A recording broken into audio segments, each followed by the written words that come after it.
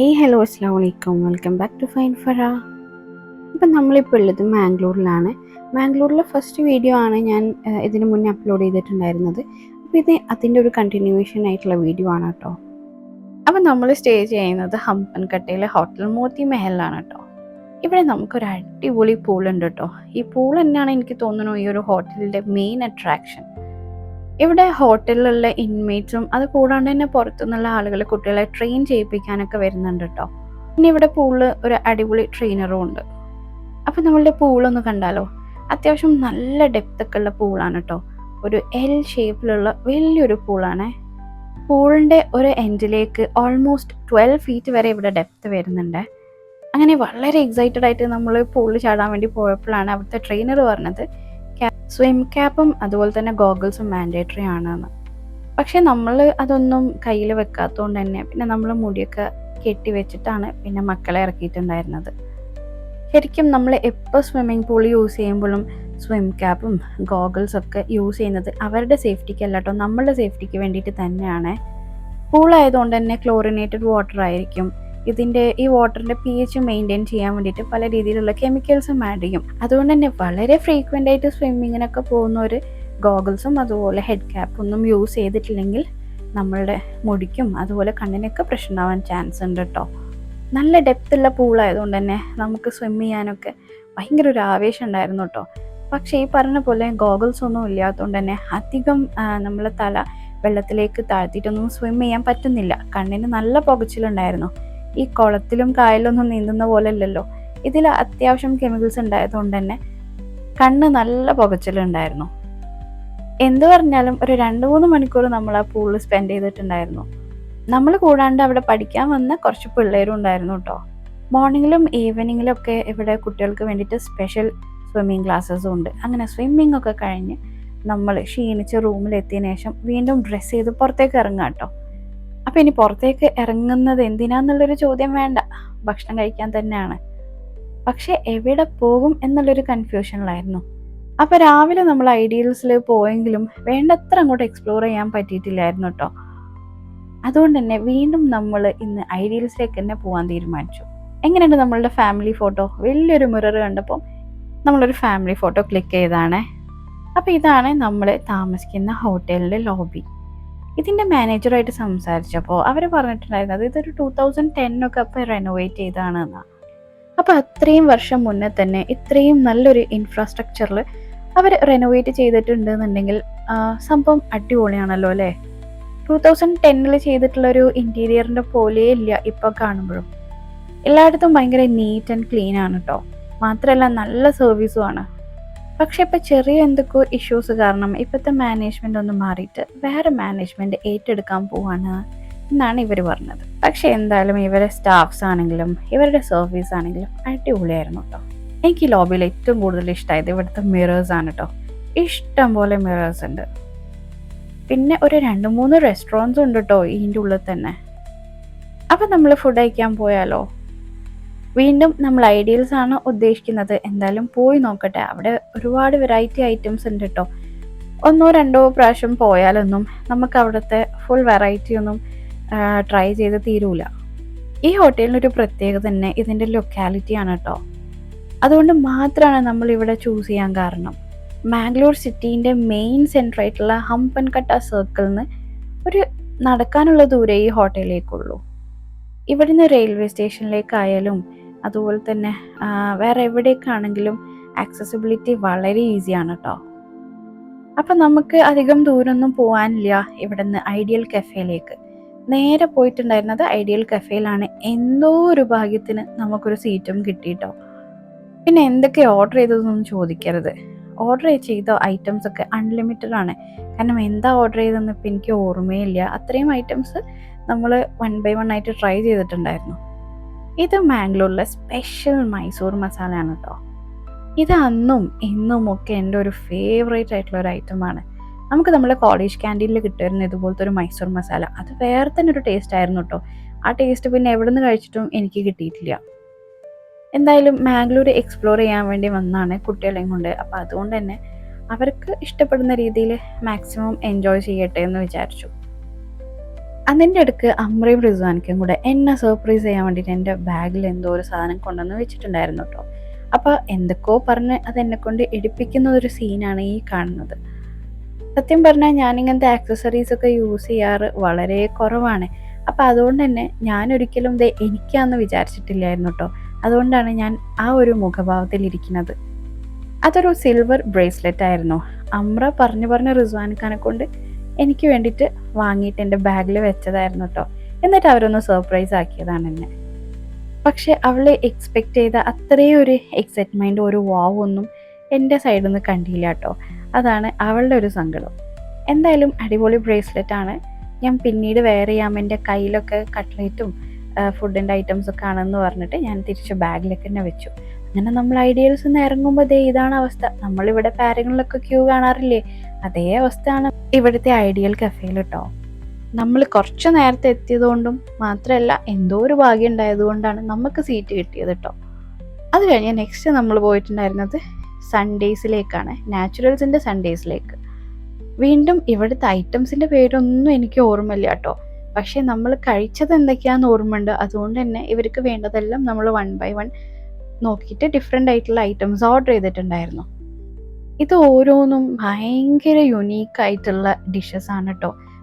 നമ്മൾ പല type ice creams കഴിച്ചിട്ടുണ്ട്, ഫലൂദാസ് കഴിച്ചിട്ടുണ്ട്. പക്ഷേ ഇത്രയും വെറൈറ്റി ആയിട്ട് ഇങ്ങനെ സൺഡേസ് കഴിക്കുന്നത് ഞാൻ ആദ്യമായിട്ടാണ്. കേരളത്തിൽ എവിടെയും ഞാൻ ഈ ഒരു വെറൈറ്റിയിലുള്ള സൺഡേസ് ഒന്നും കഴിച്ചിട്ടേ ഇല്ല. ശരിക്കും നമ്മളെക്കായും എക്സൈറ്റ്മെൻറ്റ് ഉണ്ടായിരുന്നത് കുട്ടികൾക്കാണ് കേട്ടോ. കാരണം സാധാരണ നമ്മളൊക്കെ കുട്ടികൾക്ക് ഐസ്ക്രീമൊക്കെ വാങ്ങിച്ചു കൊടുക്കുന്നതിനൊരു ലിമിറ്റ് ഉണ്ടല്ലോ. മേ ബി ആഴ്ചയിൽ ഒരു ദിവസമോ അല്ലെങ്കിൽ 2 ആഴ്ചയൊക്കെ കൂടുമ്പോഴല്ലേ നമ്മൾ ഐസ്ക്രീം വാങ്ങിച്ചു കൊടുക്കാറുള്ളൂ. അപ്പം ഇവിടെ വന്ന് നമ്മളിങ്ങനെ അവർ പറയുന്നു, നമ്മൾ വാങ്ങിച്ചു കൊടുക്കുന്നു, അതൊക്കെ ടേസ്റ്റ് ചെയ്യുന്നു. അപ്പം അത് അവർക്ക് വല്ലാത്ത, ഇത് പലതും പല ഫ്ലേവേഴ്സിൻ്റെയും കോമ്പിനേഷനായിട്ട് വരുന്നതാണ് കേട്ടോ. ഇതൊരു ബ്ലൂബെറി വരുന്ന സൺഡേ ആണ്. പിന്നെ ഇവിടുത്തെ വൺ ഓഫ് ദി സ്പെഷ്യൽ ആയിട്ടുള്ള സംഭവമാണ് ദേ അമ്ര ഈ അൺബോക്സ് ചെയ്യുന്നത്. അപ്പം അതൊന്ന് കണ്ടാലോ.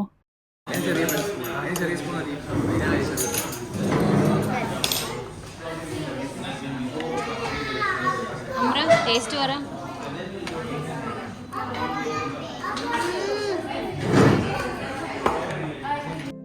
ഇതിൽ നമുക്ക് strawberry, passion fruit, tender coconut ice cream, ice apple എല്ലാത്തിൻ്റെയും കൂടെ ഒരു കോമ്പിനേഷൻ ആട്ടോ.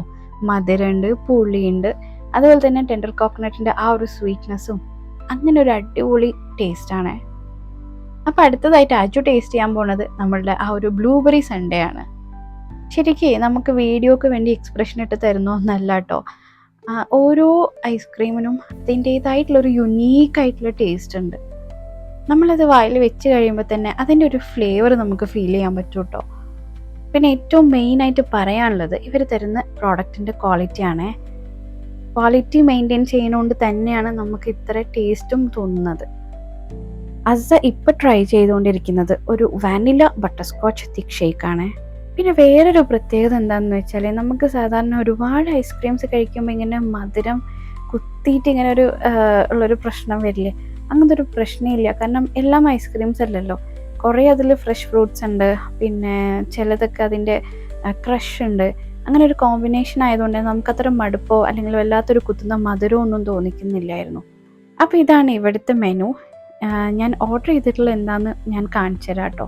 എനിക്ക് ശരിക്കും പറഞ്ഞാൽ അതിൻ്റെ പേരൊന്നും ഓർമ്മയില്ല, പക്ഷേ ഞാൻ ഈ പോയിന്റ് ചെയ്യുന്ന സാധനങ്ങളൊക്കെ നമ്മൾ ഓർഡർ ചെയ്തിട്ടുണ്ടായിരുന്നു. അപ്പം മാംഗ്ലൂരിൽ വരുന്നവർ ഈ ഒരു സ്പോട്ട് ഒരിക്കലും മിസ് ചെയ്യരുതേ. അപ്പം നമ്മൾ 2 ദിവസത്തേക്കാണ് മാംഗ്ലൂരിൽ നിൽക്കാൻ പ്ലാൻ ചെയ്തിട്ടുള്ളത്. നാളെ ഏകദേശം ഒരു ഉച്ചയാകുമ്പോഴത്തേക്കും നമ്മൾ നാട്ടിലേക്ക് തന്നെ തിരിക്കും. പിന്നെ ഇങ്ങോട്ട് കയറി വരുന്ന സമയത്ത് അത്ര വലിയ തിരക്കോ കാര്യങ്ങളൊന്നും ഇല്ലായിരുന്നു. പക്ഷേ ഞങ്ങൾ ഇറങ്ങുമ്പോഴാണ് ഇങ്ങോട്ട് കയറാനും ആളുകൾ ക്യൂ നിൽക്കുന്നതായിട്ട് കണ്ടത്. അപ്പോൾ ഇതാണ് സ്ഥലം. ഗൂഗിൾ ചെയ്ത് കഴിഞ്ഞാൽ നമുക്ക് ഇവിടെ എത്താം. പക്ഷേ ഗൂഗിൾ ചെയ്യുമ്പം എസ്പെഷ്യലി നാച്ചുറൽ സൺഡേസ് എന്ന് പറഞ്ഞിട്ട് തന്നെ ഗൂഗിൾ ചെയ്യണം കേട്ടോ. കാരണം നാച്ചുറൽ ഐസ്ക്രീമിൻ്റെ ഔട്ട്ലെറ്റ്സ് വേറെ തന്നെ ഉണ്ട് ഇവിടെ. ശരിക്കും എൻ്റെ ഷെഡ്യൂളിൽ ഇന്ന് വേറെ പ്ലാനിങ്സ് ആയിരുന്നു. നമ്മൾ റെയിൽവേ സ്റ്റേഷൻ്റെ അടുത്തൊരു കൈർലി റെസ്റ്റോറൻ്റ് ഉണ്ട്, അവിടെ നമുക്ക് നല്ല ഹൈദരാബാദി ചിക്കൻ ബിരിയാണി കിട്ടുമായിരുന്നു. അപ്പോൾ അത് എന്തായാലും ഒന്ന് ട്രൈ ചെയ്യണമെന്നുണ്ടായിരുന്നു. പക്ഷേ കുട്ടികൾക്കൊക്കെ ഐഡിയൽ കഫേ തന്നെ പോകണമെന്ന് പറഞ്ഞുകൊണ്ടാണ് വീണ്ടും നമ്മൾ ഐഡിയൽ കഫേയിൽ തന്നെ പോയത്. അങ്ങനെ തിരിച്ച് നമ്മളുടെ ഹോട്ടലിലേക്ക് പോകുന്ന വഴിയാണ് ഈ ഒരു സ്ഥലം കണ്ടത്, ബൊണ്ട മാർട്ട്. ഇവിടെ ബൊണ്ട എന്ന് പറയുന്നത് നമ്മളുടെ ഇളനീൻ്റെ വെള്ളത്തിനാണ് കേട്ടോ. ഇവിടെ ഫുൾ ഇളനിയും പിന്നെ ഈ ബോർഡും കണ്ടപ്പോൾ ഞങ്ങളെല്ലാവരും ചാടിക്കയറി ഇറങ്ങിയതാണ്. പക്ഷേ സ്റ്റാഫ് ഇല്ലാത്തതുകൊണ്ട് തന്നെ അവിടെ സാധനങ്ങൾ ഔട്ട് ഓഫ് സ്റ്റോക്ക് ആയിരുന്നു. അങ്ങനെ ഞങ്ങൾ തിരിച്ച് നേരെ ഞങ്ങളെ ഹോട്ടലിലേക്ക് തന്നെ പോയി. നല്ല ക്ഷീണം ഉണ്ടായിരുന്നു കേട്ടോ, അതുകൊണ്ട് തന്നെ നല്ല അടിപൊളിയായിട്ട് ഉറങ്ങി. അപ്പോൾ നമുക്ക് അമ്രൻ്റെ ഒരു ഗുഡ് മോർണിംഗ് കേട്ടാലോ. Good morning all. നമ്മൾ എങ്ങടാ പോണേ? നമ്മൾ ഹോട്ടലിലേക്ക് എന്തിന്? ബ്രേക്ക്ഫാസ്റ്റ് കഴിക്കാം. എന്നാ വാ പോവാ. ഉറങ്ങി ഒന്നല്ലേ? നല്ലോണം ഉറങ്ങിയോ? അപ്പോഴേ ബ്രേക്ക്ഫാസ്റ്റ് കഴിക്കാൻ വേണ്ടി നമ്മൾ താഴെ റെസ്റ്റോറൻറ്റിലേക്ക് പോവാണ്. ശരിക്കും പറഞ്ഞാൽ ഇന്നത്തെ ദിവസം നമ്മൾ കുറച്ച് ലേറ്റ് ആയിട്ടുണ്ട് കേട്ടോ. 8 to 10 ആണ് ഇവിടെ റെസ്റ്റോറൻറ്റിൽ ബ്രേക്ക്ഫാസ്റ്റിൻ്റെ ടൈം. നമ്മൾ ഏകദേശം ഒരു 9:30 ആയിട്ടുണ്ട് ബ്രേക്ക്ഫാസ്റ്റിന് എത്തുമ്പോൾ. നമ്മൾ എത്തുമ്പോഴത്തേക്കും ഏകദേശം ഇവിടെ വൈൻഡ് അപ്പ് ചെയ്യാനായിട്ടുണ്ടായിരുന്നു. അപ്പം നമ്മളുടെ മെനു എന്താണെന്ന് കാണണ്ടേ. വലിയ കുഴപ്പമില്ലാത്തൊരു സ്പ്രെഡായിരുന്നു കേട്ടോ.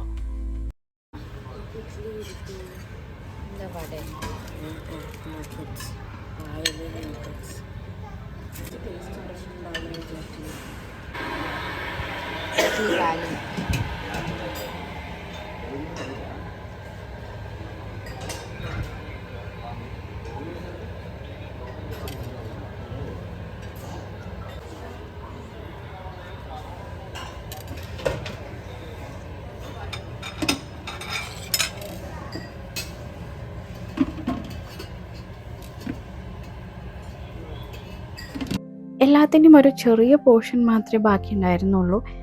എന്തായാലും ബ്രേക്ക്ഫാസ്റ്റ് ഒക്കെ കഴിഞ്ഞ് നമ്മൾ തിരിച്ച് റൂമിൽ വന്നതിന് ശേഷം ഇവിടുത്തെ റൂമും കാര്യങ്ങളൊക്കെ ഒന്ന് നീറ്റ് ആൻഡ് ക്ലീൻ ആക്കി നമ്മളിനി ചെക്കൗട്ട് ചെയ്യാണ്.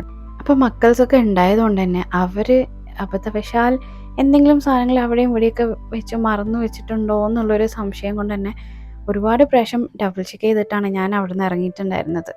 അപ്പം മാംഗ്ലൂർ വിടുന്നതിന് മുന്നേ നമുക്ക് ഒരു സ്ഥലത്തും കൂടെ പോകാനുണ്ട്. ഇത് നാച്ചുറൽസിൻ്റെ ഒരു ബൊണ്ട ഫാക്ടറിയാണ് കേട്ടോ. ഇവിടെ നമുക്ക് 6 rupeesന് ബോട്ടിൽഡാക്കിയിട്ട് നല്ല ഫ്രഷ് ആയിട്ടുള്ള ഇളനീൻ്റെ വെള്ളം കിട്ടും. ഇവർ ഐസ്ക്രീംസൊക്കെ ഉണ്ടാക്കാൻ ഉപയോഗിക്കുന്ന ആ ഒരു ഇളനീൻ്റെ വെള്ളമാണ് കേട്ടോ ഇവരിങ്ങനെ നമുക്ക് അധികം പ്രൈസൊന്നും ഇല്ലാണ്ട് നല്ല അടിപൊളി ബോട്ടിൽസിലാക്കി തരുന്നത്. പിന്നെ ഇവിടുത്തെ ഒരു പ്രത്യേകത എന്താ വെച്ചാൽ നോ പാഴ്സൽസ് ആണ്. പാഴ്സലൊന്നും നമുക്ക് കിട്ടുകയില്ല. അവിടെ നിന്ന് നമുക്ക് എത്ര ബോട്ടിൽസ് വേണമെങ്കിലും വാങ്ങിയിട്ട് കുടിക്കാം. നല്ല ചൂടായതുകൊണ്ട് തന്നെ മോശമില്ലാത്തൊരു തിരക്കും ഉണ്ടായിരുന്നു അവിടെ. റീയൂസ് ചെയ്യാൻ പറ്റുന്ന ഗ്ലാസ് ബോട്ടിൽസിലാണ് കേട്ടോ അവർ ഈ ഒരു ഇളനീൻ്റെ വെള്ളം നമുക്ക് തരുന്നത്. നല്ല അടിപൊളിയായിട്ടുള്ള ഫ്രഷ് ആയിട്ടുള്ള കോക്കനട്ട് വാട്ടർ ആയിരുന്നു. നമ്മൾ കുടിച്ച് കഴിഞ്ഞതിന് ശേഷം ബോട്ടിൽസ് വെക്കാൻ വേണ്ടി ഇവിടെ ചെറിയൊരു ബെൽറ്റും ഉണ്ട്. നമുക്ക് പുറമേ നിന്ന് കഴിഞ്ഞാൽ തന്നെ ഇവരുടെ പ്രോസസ്സിങ്ങും കാര്യങ്ങളൊക്കെ കാണാം കേട്ടോ. വളരെയധികം ഹൈജീനിക് ആയിട്ടാണ് എല്ലാ കാര്യങ്ങളും അവർ ചെയ്യുന്നത്. അങ്ങനെ നമ്മളെല്ലാവരും ഓരോ ബോട്ടിൽ കോക്കനട്ട് വാട്ടർ വാങ്ങി കഴിച്ചു. ഈ ഒരു ബോട്ടിലിന് വരുന്നത് വെറും 6 rupees ആയിരുന്നു കേട്ടോ. പണ്ട് എനിക്ക് തോന്നുന്നു നമ്മൾ ബോട്ടിൽസ് കൊണ്ട് ഇവിടെ വന്നു കഴിഞ്ഞാൽ അവർ നമുക്ക് ഫില്ല് ചെയ്ത് തരുമായിരുന്നു. പക്ഷേ ഇപ്പം അതില്ല എന്നാണ് തോന്നണേ. കാരണം നോ പാഴ്സൽസ് അവൈലബിൾ എന്നുള്ളത് അവിടെ എഴുതി വെച്ചിട്ടുണ്ടായിരുന്നു. അങ്ങനെ അവസാനമായിട്ട് മാംഗ്ലൂരിൽ നിന്ന് ബൊണ്ടയും കുടിച്ച് നമ്മളിനി നാട്ടിലേക്ക് പോവാണ്. നമ്മൾ ഗൂഗിൾ ചെയ്തിട്ടാട്ടോ ഈ ഒരു സ്ഥലത്തേക്ക് എത്തിപ്പെട്ടിട്ടുണ്ടായിരുന്നത്. ഹമ്പൻകട്ടയിൽ നിന്ന് നിയർലി 10 minutes ഉള്ളൂ. നാച്ചുറൽസിൻ്റെ ബൊണ്ട ഫാക്ടറി ഒന്ന് ഗൂഗിൾ ചെയ്ത് കഴിഞ്ഞാൽ നമുക്കിവിടെ എത്താം. അങ്ങനെ ജ്യൂസൊക്കെ കുടിച്ച് കഴിഞ്ഞതിന് ശേഷം ഈ കാലി ബോട്ടിൽ ഈ ബെൽറ്റുമ്പോൾ വെക്കുന്നതിന് ഇവർ തമ്മിൽ അടിയായിട്ടോ. അപ്പോൾ ഇനി നമ്മൾ നേരെ കാലിക്കറ്റിലേക്ക് തിരിച്ചു പോവാണ്. ബ്രേക്ക്ഫാസ്റ്റ് നമ്മൾ കഴിച്ചപ്പോൾ കുറച്ച് ലേറ്റ് ആയിട്ടുണ്ടായിരുന്നല്ലോ. പിന്നെ ഇപ്പോൾ ഒരു ജ്യൂസും കൂടെ കുടിച്ചപ്പോൾ നമ്മൾ ഏകദേശം ഫുൾ ആയിട്ടുണ്ട്. അതുകൊണ്ട് ഇനി ലഞ്ചിനുള്ള പ്ലാൻസ് ഒന്നുമില്ല. നമ്മൾ നേരെ നാട്ടിലേക്ക് വിടുകയാണ്. പോകുന്ന വഴിക്ക് റിസാൻക്ക് എനിക്ക് 2-3 സ്ഥലങ്ങളൊക്കെ കാണിച്ചു തരായിരുന്നു കേട്ടോ. അവർ പണ്ട് മീൽസ് കഴിക്കാൻ പോണ ഹോട്ടൽ നാരായണ, അതിൻ്റെ അടുത്ത് തന്നെയുള്ളൊരു നാഷണൽ ദർബാർ. പോകുന്നതിന് മുന്നേ ഇവിടെ കയറി നമുക്കൊരു സാധനം കൂടെ വാങ്ങിക്കാനുണ്ടായിരുന്നു. ഇവിടുത്തെ തൈര്, നന്ദിനീൻ്റെ തൈര് എൻ്റെ ഒരു ഫേവററ്റ് ആയിട്ടുള്ള ഐറ്റമാണ് കേട്ടോ. അപ്പോൾ അത് വാങ്ങിക്കാൻ വേണ്ടി കയറിയതായിരുന്നു നമ്മൾ. അങ്ങനെ ഒരു 4-5 പാക്ക് തൈരും വാങ്ങിച്ച് നമ്മൾ നാട്ടിലേക്ക് വിട്ടു. അപ്പോൾ വീണ്ടും നല്ല അടിപൊളി വീഡിയോസായിട്ട് വരാം. ഈ വീഡിയോ ഇഷ്ടമെങ്കിൽ എല്ലാവരും ഒന്ന് ലൈക്ക് ചെയ്യണം, ഷെയർ ചെയ്യണം, സബ്സ്ക്രൈബ് ചെയ്യണം. And this is Fara signing off. Bye bye, take care. അസ്സലാമു അലൈക്കും.